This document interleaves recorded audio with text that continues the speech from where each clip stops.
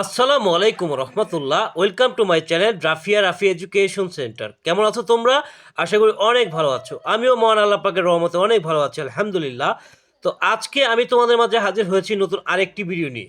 আর আজকের এই ভিডিওটা হচ্ছে তোমরা যারা এসএসসি 2024 রয়েছে তাদের জন্য। আর আজকের এই ভিডিওতে তোমাদের সবচেয়ে শর্টকাটে, পৃথিবীর সবচেয়ে সেরা শর্টকাটে আজকে আমি তোমাদেরকে শিখিয়ে দেবো যে পাংচুয়েশন অ্যান্ড ক্যাপিটালাইজেশন। অর্থাৎ তোমাদের ইংরেজি সেকেন্ড পেপার যে 11 নম্বর যে কোশ্চেন আছে গ্রামারের, সেই পাংচুয়েশন অ্যান্ড ক্যাপিটালাইজেশনটা আমি তোমাদের পড়ায় দেবো। ওকে, তো অবশ্যই আজকের এই ভিডিওতে তোমার গ্রামারের জন্য 5 মার্কস কিন্তু নিহিত রয়েছে আজকের এই ভিডিওর মধ্যে। তো অবশ্যই তুমি কি করবে, যে ভিডিওটা শুরু থেকে একদম শেষ পর্যন্ত দেখতে হবে। আর যারা আমার চ্যানেলটি এখনও সাবস্ক্রাইব করো নাই তারা অবশ্যই আমার চ্যানেলটিকে সাবস্ক্রাইব করে নাও, আর যারা করেছো তাদেরকে অসংখ্য ধন্যবাদ। ওকে, চলে যাচ্ছি মূল আলোচনায়। কে কোথা থেকে দেখছো কমেন্ট বক্সের মাধ্যমে জানিয়ে দাও। ওকে, তো দেখো পাংচুয়েশন অ্যান্ড ক্যাপিটালাইজেশন। পাংচুয়েশন মানে কি? বিরাম চিহ্ন। পাংচুয়েশন মানে কি? বিরাম চিহ্ন। আর ক্যাপিটালাইজেশন মানে কি? ক্যাপিটালাইজেশন মানে হচ্ছে ইংরেজি বড় হাতের বর্ণ তুমি যেখানে ব্যবহার করবা সেটা হচ্ছে কি? ক্যাপিটালাইজেশন। তো দেখো, এগুলো তুমি জানো যে পাংচুয়েশন মানে কখন ফুল স্টপ বসে, কখন প্রশ্নবোধক চিহ্ন বসে, কখন কমা বসে, হ্যাঁ, তারপরে কখন অ্যাপোস্ট্রফি বসে, এগুলো তোমার জানাই আছে। বা ইংরেজি বড় হাতের বর্ণ তুমি কখন ব্যবহার করবে, এগুলো তোমার জানাই আছে। ঠিক আছে, যেহেতু তুমি এসএসসি ক্যান্ডিডেট, এগুলো তুমি জানো। এখন কিন্তু এগুলো জানা সত্ত্বেও কিন্তু তোমার কি হয়? ভুল হয়ে যায়। এত জানা থাকা সত্ত্বেও এগুলো কিন্তু তোমার জানা আছে, তারপর কিন্তু ভুল হয়। তো সেই ভুলগুলো এড়ানোর জন্য আজকের এই ভিডিও অবশ্যই শুরু থেকে শেষ পর্যন্ত কন্টিনিউ করতে হবে। তো দেখো, এখানে আমি যে প্রথম যে বিষয়টা তোমাকে দেখাবো সেটা হচ্ছে কি, যে এখানে ধরো সাবজেক্ট, তোমাকে সাবজেক্ট খুঁজে বাই করতে হবে। সাবজেক্ট খুঁজে বাই করতে হবে। সাবজেক্টের পরে সেইড আছে কিনা দেখতে হবে, তারপরে আস্কড আছে কিনা, অথবা রিপ্লাইড আছে কিনা, এগুলো আছে কিনা, এগুলো তোমাকে খুঁজে বের করতে হবে। এগুলো খুঁজে বের করবা কি জন্য আমি একটু পরে বলতেছি। এরপর দেখবা যে দুইটা ভার্ব আছে কিনা। ঠিক আছে, দুইটা ভার্ব আছে কিনা, তাহলে দ্বিতীয় ভার্বের আগে তোমাকে পাংচুয়েশন বসাইতে হবে। আর যদি সাবজেক্টের পরে সেইড থাকে, তারপর আস্ক থাকে, রিপ্লাইড থাকে, এরকম থাকে, তাহলে তোমাকে কি করতে হবে? যে সাবজেক্ট আছে তার আগে পাংচুয়েশন বসাইতে হবে, মানে ফুল স্টপ বসাইতে হবে, তারপর প্রশ্নবোধক বসাইতে হবে, আর এক্সক্লামেশন মার্ক বসাইতে হবে। ঠিক আছে, তারপরে কমা কোন কোন জায়গায় বসে এগুলো তোমরা জানো, তো এগুলো আমি বলতেছি না। তাহলে এগুলো বলতে গেলে ভিডিও অনেক লং হবে। ঠিক আছে, আসলে লং ভিডিও অনেকেই পছন্দ করে না। তাহলে সেই ক্ষেত্রে আমি এটা শর্টকাট, যেহেতু সেক্ষেত্রে ভিডিওটা অনেক বড় করব না। ওকে, তো এই জন্য শুরু থেকে শেষ পর্যন্ত দেখবা। দেখো এখানে কি আছে, যে why are you talking in the class. Why, এখানে ডব্লিউটা কি ছোট হাতের দিছে, এটাকে তোমার কি করতে হবে? বড় হাতের বানাইতে হবে। এই ডব্লিউটাকে তোমার কি করতে হবে?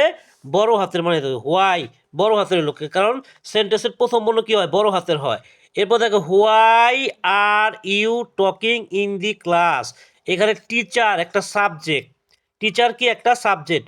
মূল কথা, সাবজেক্টটা পাওয়া গেছে আর সেইট পাওয়া গেছে। সাবজেক্ট আর সেইট পাওয়া যাওয়ার কারণে, এই যে সাবজেক্ট আর সেইট পাওয়া গেছে, এই জন্য এই টিচারের আগে একটা পাংচুয়েশন বসবে। টিচারের আগে একটা পাংচুয়েশন বসবে।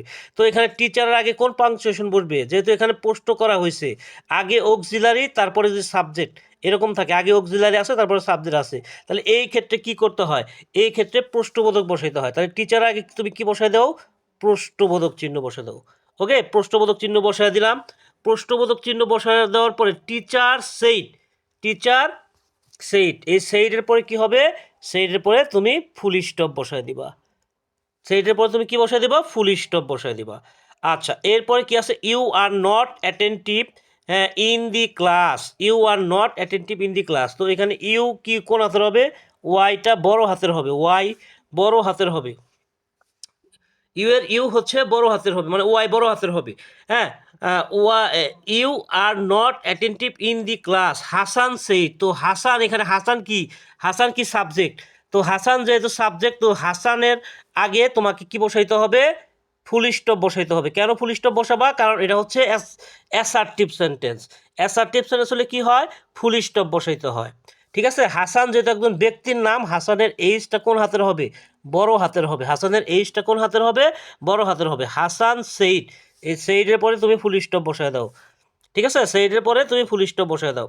I am sorry, I I কোন হাতের হবে? বড় হাতের হবে, যেহেতু সেন্টেন্সের প্রথমে বসছে। তাছাড়া আই দ্বারা আমি বোঝালে সেটা কি হয়? বড় হাতের হয়। তাহলে I am sorry sir, I am sorry sir. তো স্যার থাকলে স্যারের আগে কী বসে দেবা? কমা বসে দেবা, আই এম সরি স্যার।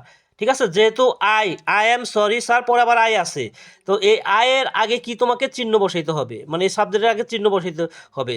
যেহেতু এখানে সাবজেক্টের মানে এখানে স্যার উল্লেখ আছে, এখানে যেহেতু স্যার উল্লেখ আছে তাহলে স্যারের পরে কমা হয় সাধারণত, কিন্তু এইখানে তো স্যারের পরে আর কোনো শব্দ নাই।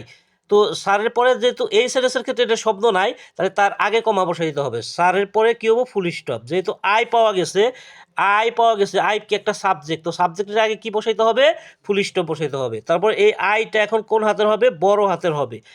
I am asking, I am asking Kamal to lend me a pen, I am asking Kamal to lend me a pen, শেষে কি বসবে? ফুল স্টপ বসবে। এখন দেখো, যেই জায়গাগুলোতে তুমি ফুল স্টপ বসাবা, তারপরে তুমি বিস্ময়বোধক চিহ্ন বসাবা, হ্যাঁ, তারপরে তুমি প্রশ্নবোধক চিহ্ন বসাবা, সেই জায়গাগুলোতে অবশ্যই তোমাকে ইনভার্টেড কমা দিতে হবে। যদি সেইট উল্লেখ থাকে, প্যাসেজটার মধ্যে যদি সেইট বা আস্কড, রিপ্লাইড এগুলো উল্লেখ থাকে, তাহলে যেইখানে তুমি প্রশ্নবোধক চিহ্ন তোমার বসবে, যেইখানে তোমার আশ্চর্যবোধক চিহ্ন বসবে, আবার যেইখানে তোমার ফুল স্টপ বসবে, ওই সেন্টেন্সগুলোতে তোমার অবশ্যই কী দিতে হবে? ওই সেন্টেন্সগুলোতে তোমার অবশ্যই ইনভার্টেড কমা দিয়ে দিতে হবে। তো আমি এখানে ইনভার্টেড কমা দিয়ে দিচ্ছি, যে এখানে প্রশ্নবোধক চিহ্ন যে বাক্যটা, এটার মধ্যে আমি ইনভার্টেড কমা দিয়ে দিচ্ছি। প্রশ্নবোধক বাক্যের ক্ষেত্রে ইনভার্টেড কমা দিয়ে দিলাম। এরপরে দেখো, you are not attentive in the class, full stop বসাইছি, এখানে আমি ইনভার্টেড কমা দিয়ে দিলাম। ইন দ্য ক্লাস, এই ক্লাস পর্যন্ত, এখানে ইনভার্টেড কমা দিয়ে দিলাম। আই অ্যাম সরি স্যার, তো এই যে আই অ্যাম সরি সরি, এই বাক্যটার মধ্যে আমি ইনভার্টেড কমা জুড়ে দিলাম। I am asking Kamal to lend me a pen, এইখানেও কী করতে হবে? ইনভার্টেড কমা জুড়ে দিতে হবে। তো এইভাবে দেখো, এইভাবে কত সহজেই কিন্তু একটা পাংচুয়েশন ইজিলিভাবে করা যায়। 5-এ 5 মার্কস পাওয়ার জন্য আজকের এই ভিডিওটা অবশ্যই তোমার জন্য গুরুত্বপূর্ণ। ভিডিওটা তুমি বারবার দেখো প্রয়োজনে, ঠিক আছে? যদি এই যে প্রথম দেখা যদি তুমি না বুঝো, এটা যদি তুমি 2-3 বার এই ভিডিওটা দেখো, তারপর এইভাবে যদি তুমি প্র্যাকটিস করো বাড়িতে, অবশ্যই কিন্তু তোমাকে বাড়িতে এটা প্র্যাকটিস করতে হবে। হ্যাঁ, প্র্যাকটিস না করলে কিন্তু এটা হবে না। তো অবশ্যই তোমার এটা বাড়িতে প্র্যাকটিস করতে হবে। তো এই ছিল আজকের আলোচনা। আগামীতে কথা বলবো অন্য কোনো টপিক নিয়ে, ঠিক আছে? সে পর্যন্ত সবাই ভালো থাকো, সুস্থ থাকো, সুন্দর থাকো। টাটা, আসসালামু আলাইকুম রহমতুল্লাহ।